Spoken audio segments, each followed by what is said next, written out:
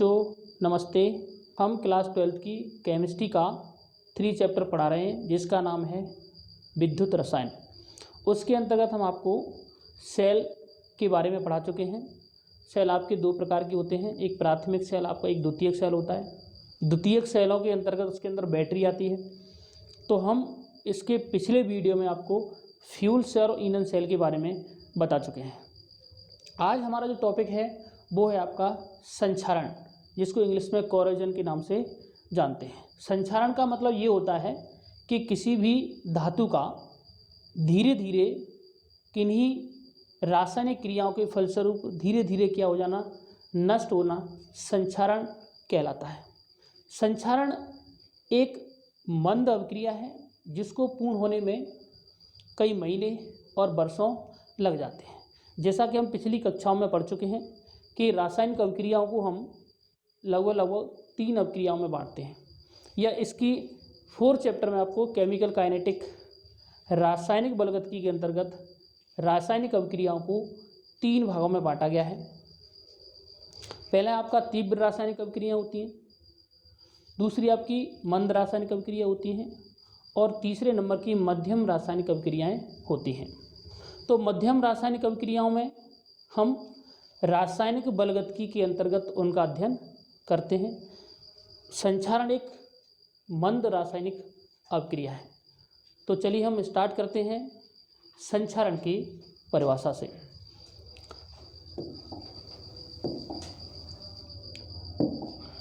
संक्षारण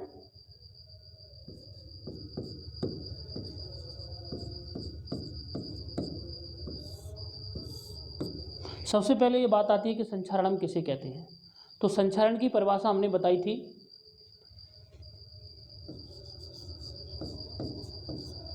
धातु की सतह का किन्हीं रासायनिक अभिकर्मकों द्वारा किन्हीं रासायनिक अभिकर्मकों द्वारा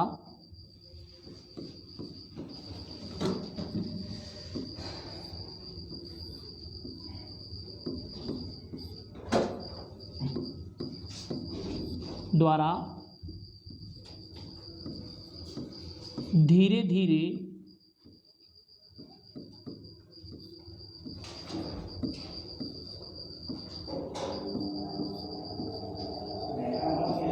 नष्ट होने की क्रिया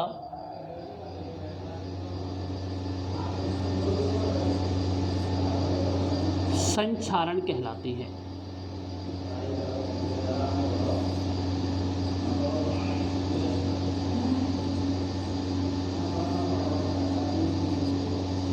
ठीक है, किन्हीं भी रासायनिक अभिकर्मकों के द्वारा किसी धातु की सतह का धीरे धीरे नष्ट होना क्या कहलाता है, आपका संक्षारण कहलाता है। देखिए उदाहरण के लिए सबसे जो अच्छा उदाहरण है वो आपका हम लोहे के ऊपर देते हैं। लोहे की कोई वस्तु है, इसको हम वातावरण में यदि खुला छोड़ देते हैं तो वातावरण में खुला छोड़ने के कारण धीरे धीरे इस धातु की सतह क्या होती है, धीरे धीरे करके नष्ट हो जाती है। अर्थात उसके अंदर क्या बनने लगते हैं, छिद्र बनने लगते हैं। यानी इसके अंदर ये यहाँ से जो भाग गया वो भाग आपका क्या कहलाएगा, नष्ट हुआ भाग ये आपका कहलाएगा। ऐसा इसलिए होता है कि जब हम किसी धातु को वातावरण के अंदर खुला छोड़ देते हैं तो वातावरण के अंदर क्या रहती है, नमी रहती है, प्लस इसके अंदर CO2 H2S प्लस O2 ये गैसें पाई जाती हैं।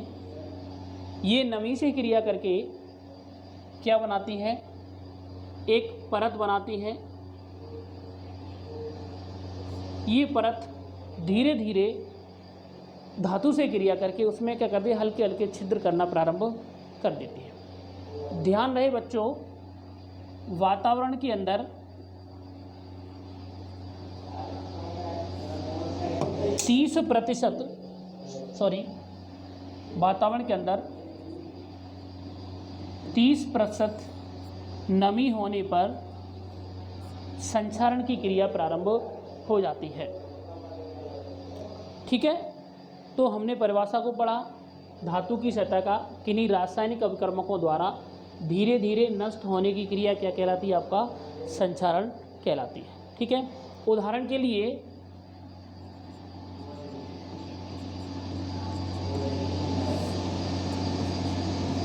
लोहे पर जंग लगना, लोहे पर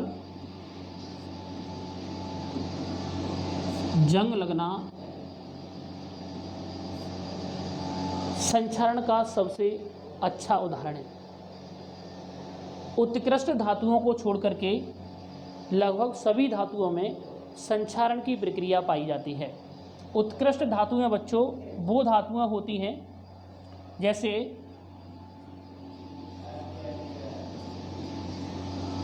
उत्कृष्ट धातुएं जैसे सोना, चांदी, कॉमा प्लेटिनम। इन धातुओं में बच्चों संक्षारण की प्रक्रिया नहीं पाई जाती है क्योंकि ये किसी भी प्रकार की रासायनिक प्रतिक्रिया नहीं प्रदर्शित करती हैं। तो उत्कृष्ट धातुओं को छोड़ करके सोना, चांदी, प्लेटिनम सभी धातुओं में संक्षारण की प्रक्रिया पाई जाती है। जैसे हमने लोहा बताया, तावे के ऊपर नीले रंग की परत जम जाती है, एल्यूमिनियम के ऊपर काले रंग की पट्टी बन जाती है। ठीक है, तो लगभग सभी जो अधिकांश धातुएं उनमें संक्षारण की प्रक्रिया पाई जाती है। अब बच्चों आपको ये याद रखना है कि संक्षारण कितने प्रकार का होता है।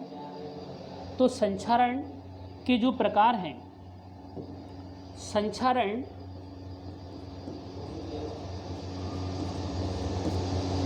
दो प्रकार का होता है।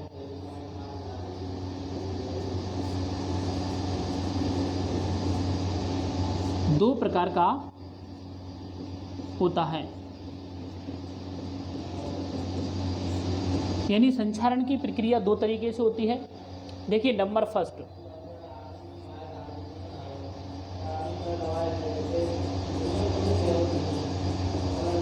वायुमंडलीय संक्षारण,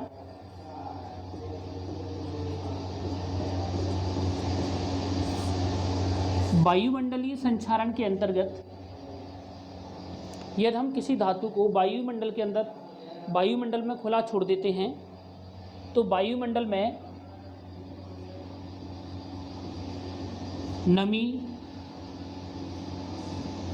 CO2,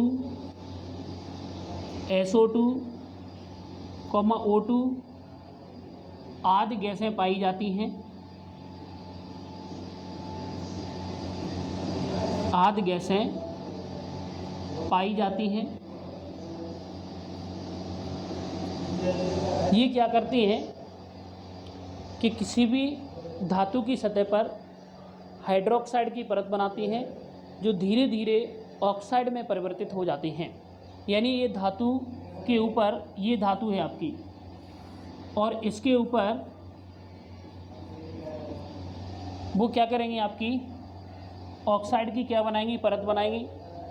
यानी इस तरीके से यहाँ पर क्या होगी, परत बनाना प्रारंभ हो जाएगी। ये परत क्या करेगी, धीरे धीरे करके लोहे की धातु को क्या करेगी, नष्ट करना प्रारंभ कर देगी। ठीक है, तो इस तरीके से वायुमंडलीय संक्षारण की प्रक्रिया धीरे धीरे होने लगती है। ठीक है, नमी और ये गैसें आपस में क्रिया करेंगी, क्रिया करने के बाद एक विलयन बनाएंगी, वो विलयन आपका विद्युत अपघट्य का कार्य करेगा। इस तरीके से धीरे धीरे संक्षारण की प्रक्रिया प्रारंभ हो जाएगी। दूसरा है बच्चों, दूसरा आपका निमज्जित आता है। निमज्जित संक्षारण।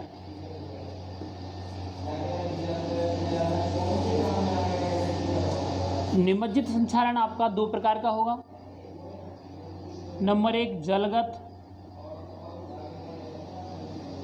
और नंबर दूसरा होगा आपका भूमिगत। ठीक है, जलगत संक्षारण यानी भूमि के अंदर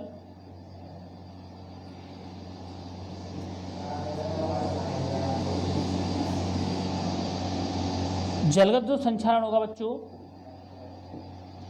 वो पानी के अंदर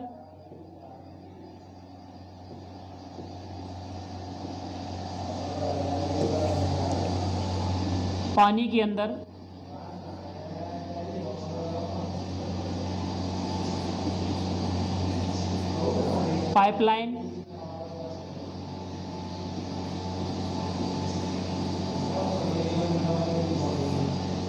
कॉमा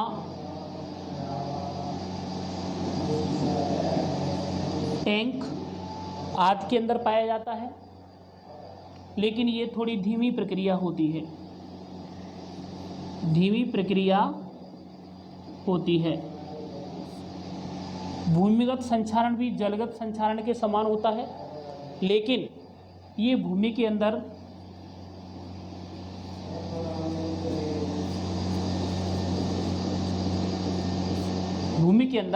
लवणों की उपस्थिति के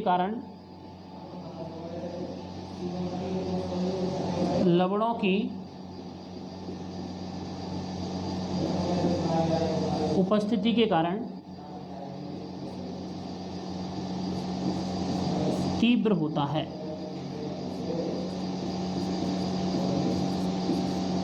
ठीक है बच्चों, ये आपके संक्षारण के क्या हो गए, आपके प्रकार हो गए। ठीक है, तो संक्षारण के कारण ध्यान रखना बच्चों, संक्षारण वातावरण के अंदर 30% नमी होने पर ही संक्षारण की प्रक्रिया होती है। दूसरी बात यह कि संक्षारण के कारण इम्पोर्टेंट बात आपको नोट करने की है कि संक्षारण के कारण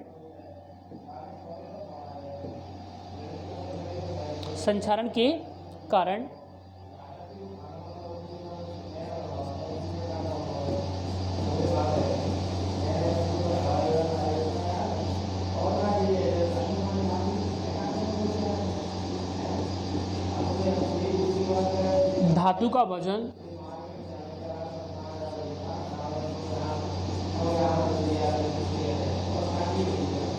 बढ़ जाता है।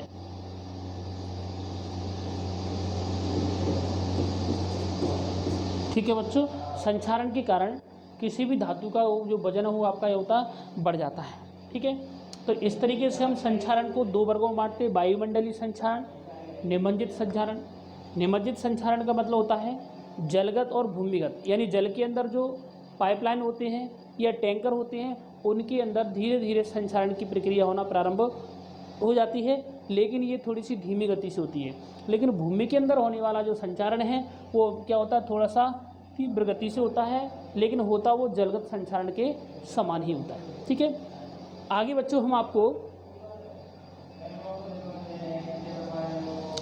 आपको बताएंगे कि संक्षारण के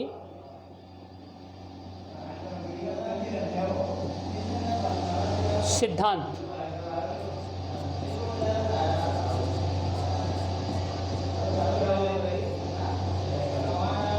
संक्षारण के सिद्धांत।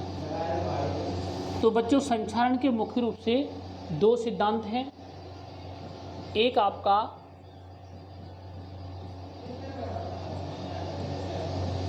ऑक्सीजन फिल्म सिद्धांत,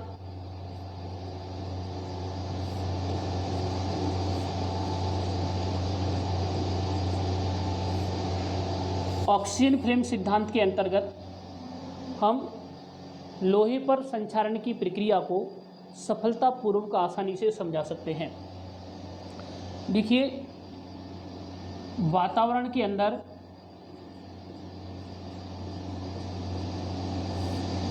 वातावरण में नमी CO2, SO2, O2 गैसें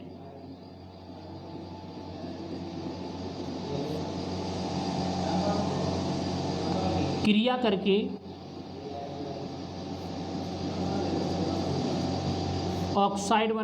हाइड्रोक्साइड बनाती हैं।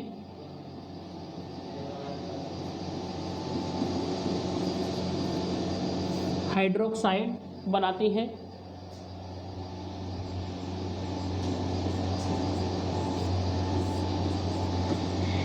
ये हाइड्रोक्साइड शीघ्र ही अपघटित होकर के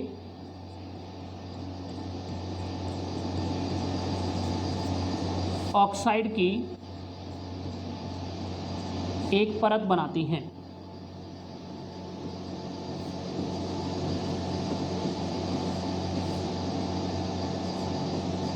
जिसको हम ऑक्सीजन फिल्म यानी ऑक्साइडों की एक पट्टी के रूप में जानते हैं। उदाहरण के लिए हम आपको यहाँ इस तरीके से ये धातु की कोई एक हम छड़ लेते हैं और इसके ऊपर हम क्या करते हैं, एक छिद्रित सरंध्र परत बनाते हैं। कैसी बनाते हैं? सरंध्र, यानी इस परत के अंदर कैसे छोटे छोटे छिद्र पाए जाते हैं। जैसे ही ये गैसें प्लस नमी इन छिद्रों से होकर इसके अंदर जाएंगे तो यहाँ पर ये दूसरी परत बनाएंगे। ये परत भी कैसी होगी? छिद्रित होगी। और ये तीसरी परत बनाएंगे।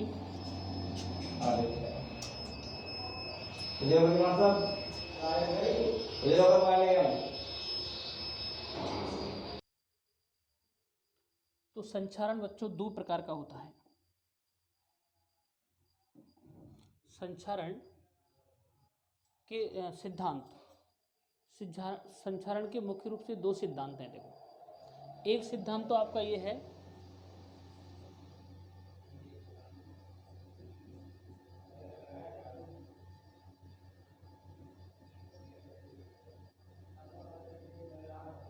ऑक्सीजन फिल्म सिद्धांत।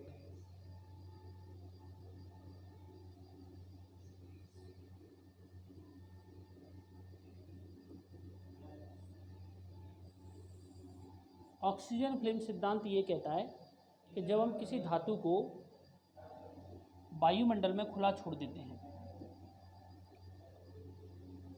उदाहरण के लिए मैंने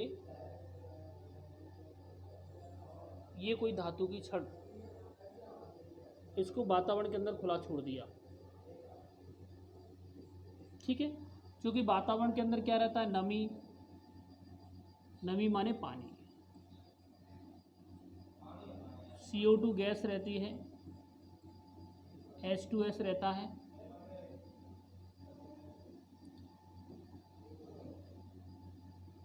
क्या रहता है भाई? H2S रहता है,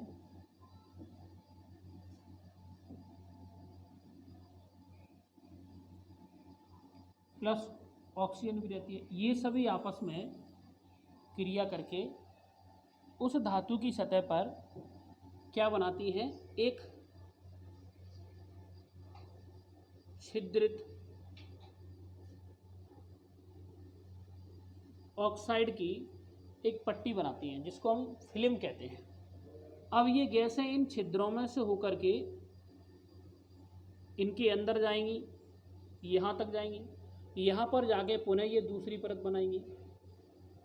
ये दूसरी परत भी कैसी होगी? छिद्रित होगी। ये तीसरी परत बनाएंगी और तब तक ये परतें बनती रहती हैं जब तक इसके अंदर आर पार छिद्र नहीं हो जाते हैं। इस प्रकार, चूँकि इस प्रकार के सिद्धांत में किसी धातु की सतह पर ऑक्साइडों की एक परत बन जाती है। इसको क्या कहते हैं हम? ऑक्साइडों की परत, ऑक्साइड परत। परत का मतलब क्या होता है? फिल्म। फिल्म का मतलब क्या होता है? पट्टी। इस तरीके से। तो ये ऑक्सीजन फिल्म सिद्धांत के अनुसार संक्षारण की प्रक्रिया आपकी होती है। इसके बाद उसका दूसरा जो इम्पोर्टेंट सिद्धांत है वो है बच्चों आपका विद्युत रासायनिक सिद्धांत।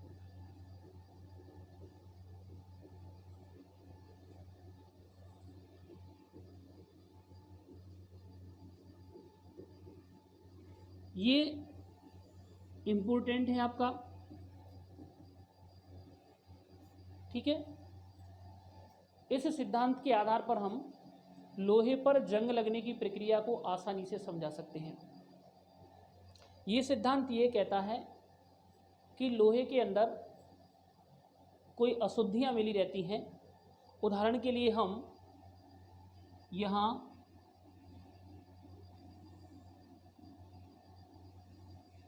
ये लोहे की छड़ लेते हैं हम और इसको आधा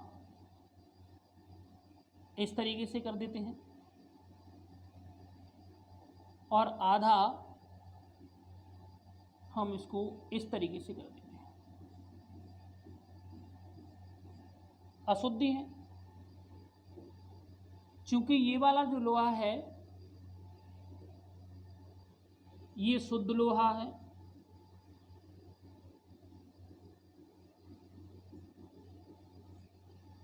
और ये वाला क्या है आपका अशुद्ध लोहा है।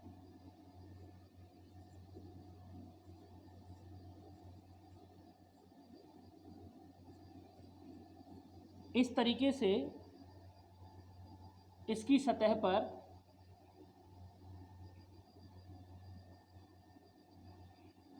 कई गैल्वेनिक सेल बन जाते हैं, कई गैल्वेनिक सेल बन जाते हैं। ये सेल इसमें आपका ये एनोड का काम करेगा,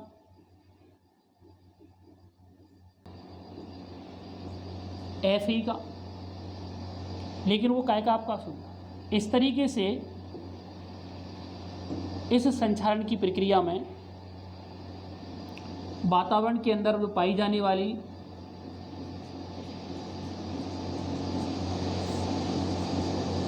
वातावरण में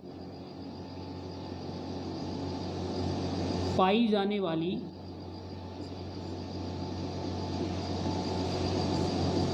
CO2 गैस, H2O2 और नमी मिलकर क्या बनाते हैं आपके विद्युत अपघट्य मिलाते हैं। नमी हो गया प्लस CO2 और H2S, ठीक है। ये नमी मिलकर के यहाँ विद्युत अपघट्य का काम किया इन्होंने,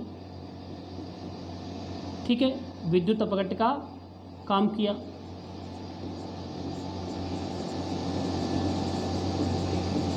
ठीक है, अब इस तरीके से अब सेल बन गया। अब सेल के अंदर जो रासायनिक अभिक्रियाएं होंगी उन रासायनिक अभिक्रियाओं के फलस्वरूप जंग की प्रक्रिया आपकी कैसे होगी संपन्न। देखिए जंग कैसे होंगे।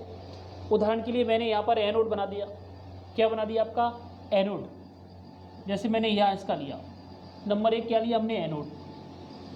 तो एनोड पर क्या होगा, देखो बच्चों एनोड पर शुद्ध लोहा अशुद्ध लोहा एनोड पर जो शुद्ध लोहा होगा वो क्या करेगा Fe2 पॉजिटिव आयनों में धीरे धीरे ऑक्सीकरण होने लगता है। तो ये कौन सी क्रिया होगी बच्चों, ऑक्सीकरण हो गई।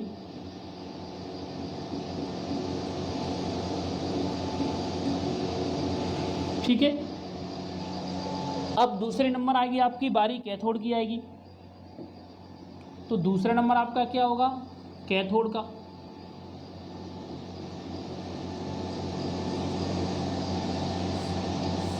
अब एनोड से ये निकले हुए इलेक्ट्रॉन कैथोड पर यानी कैथोड पर किसके द्वारा ग्रहण कर लिए जाएंगे, या तो हाइड्रोजन आयनों के द्वारा यानी 2H प्लस 2E, यहाँ बन जाएगा आपका H2 गैस, या ये ऑक्सीजन युक्त नमी, ऑक्सीजन युक्त नमी का मतलब इसके अंदर ऑक्सीजन भी होगी, क्या होगा इसके अंदर ऑक्सीजन भी होगी,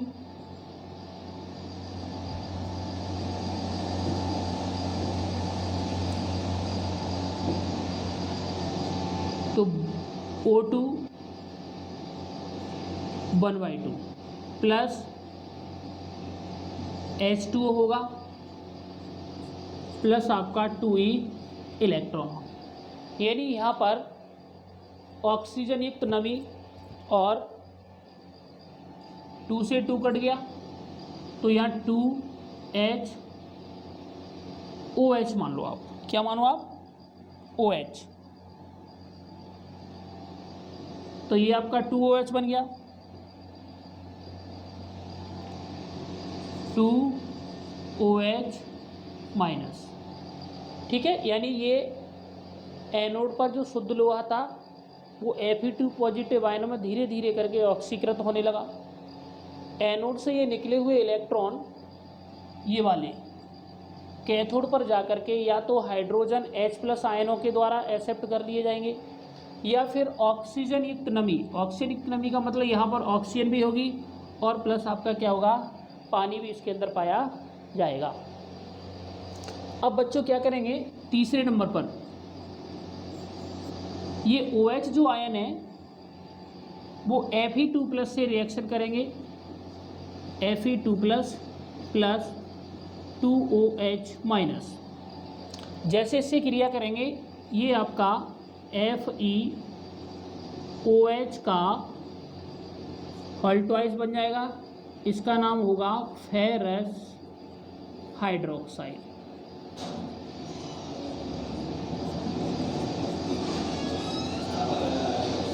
ठीक है। ये फेरस हाइड्रोक्साइड आपका चौथे नंबर पर क्या करेगा, दोबारा से ऑक्सीजन युक्त नमी से क्रिया करेगा। ऑक्सीजन युक्त नमी का मतलब आपको ये लेना है, तो देखिए आपको FeOH का हॉल्टवाइज प्लस H2O प्लस 1/2 O2। अब आपको एक बात याद रखना है कि ऑक्सीजन से आपका एक ऑक्सीजन कट जाएगा, तो H2O के अंदर एक H होता है और एक OH होता है।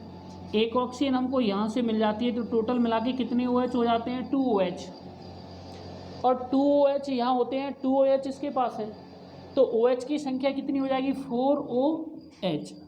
4OH का मतलब O पर एक नेगेटिव होता है, जबकि Fe पर 3+ से ज़्यादा चार्ज नहीं होता, इसलिए ये Fe इस OH से रिएक्शन नहीं कर पाएगा। इसलिए हम यहाँ पर अगर 2 लगा देते हैं, क्या लगा देते हैं 2, तो 2 दूनी क्या हो जाएगा 4, तो 4 OH और 2 यहाँ से मिलेंगे तो टोटल कितने हो जाएंगे 2Fe और OH का होल थ्राइस। अच्छे तरीके से समझना बच्चों, ठीक है। ये बन गया आपका फेरिक हाइड्रोक्साइड, फेरिक हाइड्रोक्साइड।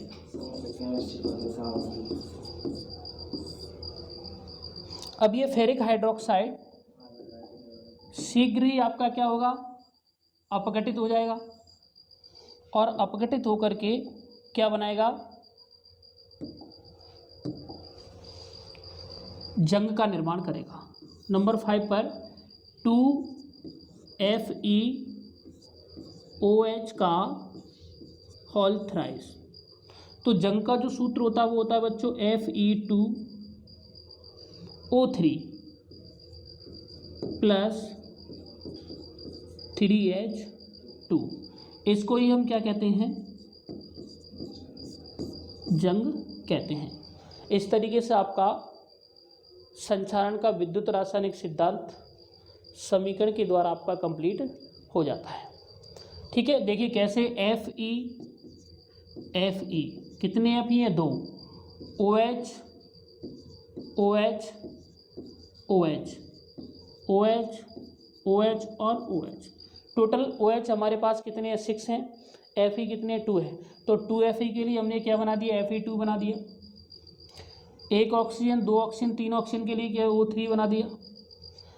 एक हाइड्रोजन, 2 हाइड्रोजन, 3 हाइड्रोजन, 4 5 6, 3H2O बन गया, और 3 ऑक्सीजन मिलाकर के क्या बन गया, आपका जल बन गया। इस तरीके से बच्चों आपका जंग का निर्माण विद्युत रासायनिक सिद्धांत के फलस्वरूप होता है। उम्मीद करते हैं बच्चों आपकी समझ में अच्छा आया होगा। अच्छी तरीके से नोट कर लीजिए या स्क्रीनशॉट लीजिए।